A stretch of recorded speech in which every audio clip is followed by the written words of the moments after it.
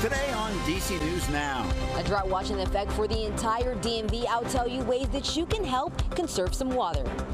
And rain is on the way, but is it enough to help with drought conditions, tracking storms, and more high heat? A man suffering from a gunshot wound traveling on a moped collapses and dies near Catholic University. The search for the suspects ahead. Also, your one-stop shop for all things savings, right on time for back-to-school shoppers. We're stretching your dollar. And U.S. athletes are racking up medals in France, including a Virginia native and local star, checking in on the Summer Games. You're watching the station covering all of the DMV. This is DC News Now. And good afternoon, and thank you for joining us for the news at noon. I'm Mark Hall. Meteorologist Damon Matson joined us with the latest check on the forecast. Damon, we saw scattered showers yesterday. Will that be a repeat for today? Well, Mark, I don't know. We're going to have to watch as the afternoon goes on because so far we've had some dry conditions. So it doesn't seem like the rain is on its way. But folks, look outside. You see that cloud cover. That is a sign of things to come here. That overcast sky is prevalent across much of the viewing area. Check this out. We do have that cloud cover stretching up and down the I-95 corridor, the DC Metro. It has been gray out there the entire day today. This is a low-level cloud deck that is going to take some time to wear away. Now, back off to the west, we have some clearing right along the I-81 corridor, and the clouds that we see here in the darker blue colors, those are higher-level clouds that are being produced by some showers and storms. Yes, that rainfall is back on tap here today. We've already had some light to steady rain crossing portions of western Maryland right through the Cumberland, Frostburg, Kaiser area. Much needed rainfall at that. And then we do have some showers that are struggling to make it up and over the mountains near Petersburg, moving over toward the Virginia line. But as we progress into the afternoon, two things are going to happen. One, we're going to see that cloud deck sitting over the I-95 corridor, the DC Metro, break up ever so briefly through the middle of the afternoon. And as that happens, we'll start to see the ingredients come together for some widespread scattered showers and storms to finally start being produced off to the west, sweeping across the entire DMV as we head into the evening. So the rain is on the way. How much should we expect to pick up, and will there be any threat for severe weather later this afternoon? We'll have a full look at your forecast coming up here in just a bit. All right, Damon, thank you. Right now, it's day 2 of a drought watch going into effect. Right now, there are no current conservation requirements, and officials are encouraging people to save water. DC News Now's Jean-Marie Sisse has some safety tips for you. Now, despite the recent rain we've seen across the region, a drought watch has gone into effect for the entire DMV area, and that's because the flow of the Potomac River is low. Now, the drought watch applies to the entire region, and the Metropolitan Washington Council of Governments says we do have enough water supply to withstand the drought. We're very resilient against drought for the water supply here in Metro DC. But at the same time, while we are very resilient against that, we're just trying to heighten the awareness that things are exceptionally dry now, that the river flow is a little low, and everybody can do their part to, conserve. Every little bit helps. Now, here's how you can conserve to help the effort. You can reduce your shower length to under 5 minutes, turn off water while brushing your teeth, wash full loads of dishes and clothes, avoid washing your car at home. They're asking that you try a commercial car wash that recycles water, and also find and fix any leaking toilets and faucets. People in the area say they don't mind doing their part. I water my plants a lot, so maybe putting them outside, letting them get water naturally from rain is something I could do, take shorter showers. Officials say they're hoping the drought conditions improve soon. But according to the Weather Service, it's looking like we should have near normal precipitation between now and the next several months. And so hopefully over that time, we'll begin to see the drought conditions alleviate. Officials say they're consistently monitoring the flow of the Potomac River. For now, reporting in Northwest DC, I'm Jean-Marie Sisse, DC News Now. Our thanks to Jean-Marie. And for the latest on drought watches and all weather impacts, you can scan the QR code on your screen or head to our website, dcnewsnow.com/weather. Parents and educators coming together in Fredericksburg, Virginia, discussing Governor Youngkin's cell phone free education order that they met earlier at James Monroe High School. That started actually at 9 this morning. And the Virginia Department of Education is hosting 9 of these community conversations. It hopes that the meetings will help both schools and communities develop new norms for phone usage.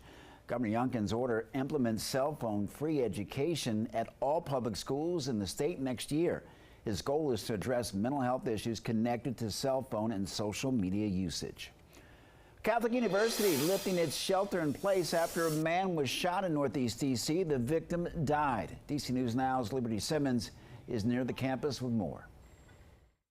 Police say that man was suffering from a gunshot wound and traveling on a moped here when he collapsed. That incident forced Catholic University into a shelter in place.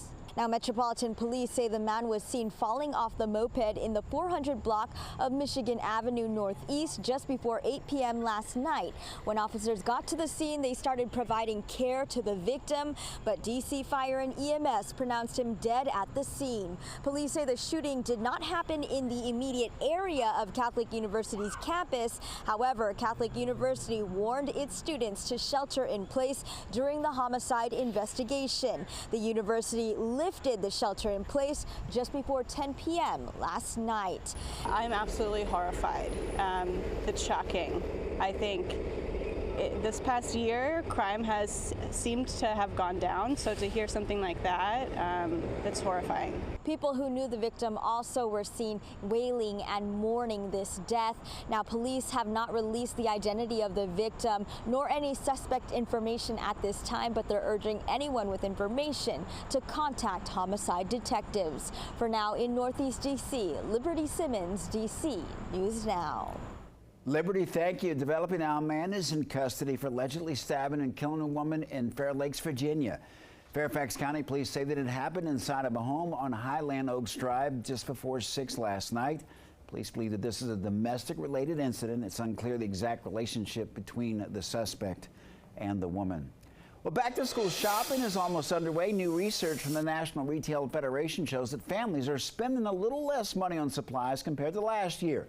The average family will spend about $875 ahead of the school year, $15 less than last year's average. Items costing families the most include electronics and clothing. Well, happening this weekend, tax-free weekend in Virginia and West Virginia. In Virginia, eligible items include clothes and shoes, school supplies, and emergency preparedness items. On the West Virginia side, you won't pay sales tax on clothing and school supplies, and certain sports equipment is also included. We talked to some parents, and they say that they're taking advantage of the deals. Looking forward to get some school shopping done, trying to get some clothes and shoes for the kids. 50, 60 bucks or so. You know, nothing too crazy, but every penny counts, especially in this economy. I'm with you, Thomas. In Virginia, the 3-day tax holiday starts Friday and goes until midnight on Sunday. And in West Virginia, the holiday will also start Friday and ends just before midnight on Monday. And Maryland will be having a whole tax-free week as well. It starts Sunday, August 11th and goes through the Saturday, the 17th. Clothing items and shoes under $100 will be tax-free. The first $40 of backpacks are also included. No other school supplies will be tax-free. Well, a huge help from families in Western Maryland. The Goodwill is working to build a new grocery store in Hagerstown. That area considered a food desert where families have to travel a distance to get fresh produce and meats. But this project will bring healthy options to families locally. The community is thrilled for the new place to shop. There's not much in this neighborhood for people. I mean, there's convenience stores where you can pick up chips and sodas and candy and stuff, but like fresh groceries, you need to go outside of this community. Well, Maryland and private foundations are helping with funding. The market is expected to open early next year. Well, training camp continues for the Washington Commanders from Ashburn, Virginia. And yesterday, they put the pads on for the very first time. Brandy Flores has more as the teams are ramping up the intensity. Every year, the start of training camp always triggers excitement for the new season to begin. But for the Washington Commanders, the first day of practice with pads on just makes the guys on the team that much hungrier for the season to begin. It felt good to hit somebody and, you know, just feel that real game situation again and, you know, just come out here and work with the guys. It's a good day to come out here and compete, have some fans out here, you know, just got to keep stacking the days. You want to test yourself and see where you're at, but also doing it in control. So we try to push it from the competition side, but still doing it safely for one another. And with the new year comes new rules, kickoff rules, that is. According to the NFL, the new rules are meant to increase the return rate and reduce player high-speed collisions. This adjustment for special teams will prove to be a challenge across the league. Really just getting used to those guys being close to you, and then you're looking and the ball's kicked, and out of nowhere they're moving, and then you're going to have to start blocking, and that's probably the hardest part. Whoever can get that edge is going to be that team that's going to have that upper hand.